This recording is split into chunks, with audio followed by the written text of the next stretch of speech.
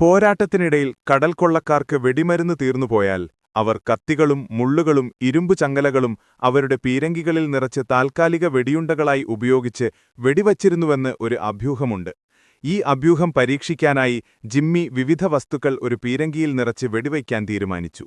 അദ്ദേഹം ഉപയോഗിച്ചത് 6 പൗണ്ട് വെടിയുണ്ട ഏകദേശം മണിക്കൂറിൽ 900 മൈൽ വേഗതയിൽ വിക്ഷേപിക്കാൻ കഴിയുന്ന പഴയ 1841 മോസസ് ഗൺ എന്ന പീരങ്കിയാണ്. ഒരു പുതിയതായി കൊന്ന പന്നിയെയാണ് അദ്ദേഹം ലക്ഷ്യമായി ഉപയോഗിച്ചത്. ഒന്നാമതായി അദ്ദേഹം 1.5 ഇഞ്ച് സ്റ്റീൽ ബോൾ ബെയറിംഗുകൾ പരീക്ഷിച്ചു. ഇത് കടൽക്കൊള്ളക്കാർ സാധാരണയായി ഉപയോഗിച്ചിരുന്ന ഒരു ആയുധമാണ്. അടിസ്ഥാനപരമായി പറഞ്ഞാൽ വലുതാക്കിയ ഒരു ഷോട്ട്ഗൺ വെടിയുണ്ട പോലെ. വെടിവെച്ച ശേഷം സ്റ്റീൽ ബോൾ കൃത്യമായി ലക്ഷ്യത്തിൽ പതിക്കുകയും ശരീരത്തിൽ തുളച്ചുകയറി മാരകമായ നാശനഷ്ടങ്ങൾ ഉണ്ടാക്കുകയും ചെയ്തു.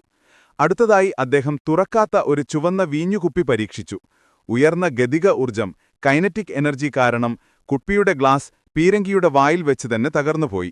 ധാരാളം ഗ്ലാസ് കഷ്ണങ്ങൾ ലക്ഷ്യത്തിൽ പതിച്ചെങ്കിലും അവയ്ക്ക് പുറംതൊലിയിൽ മാത്രമുള്ള മുറിവുകൾ ഉണ്ടാക്കാൻ കഴിഞ്ഞുള്ളൂ.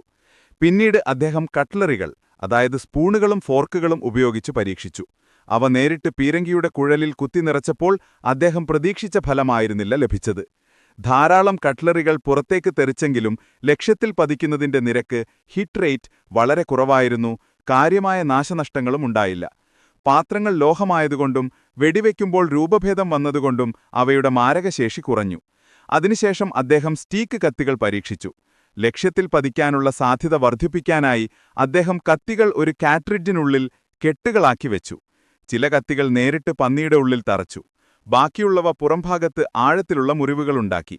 ഇത് മാരകമായ പരിക്കുകൾക്ക് മതിയായതായിരുന്നു. അവസാനമായി അദ്ദേഹം ഇരുമ്പു ചങ്ങല പരീക്ഷിച്ചു.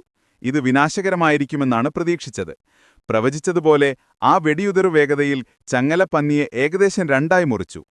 ഉപസംഹാരം: വസ്തുവിനു ഭാരം കൂടുന്തോറും നാശനഷ്ടത്തിന്റെ അളവും കൂടുന്നു.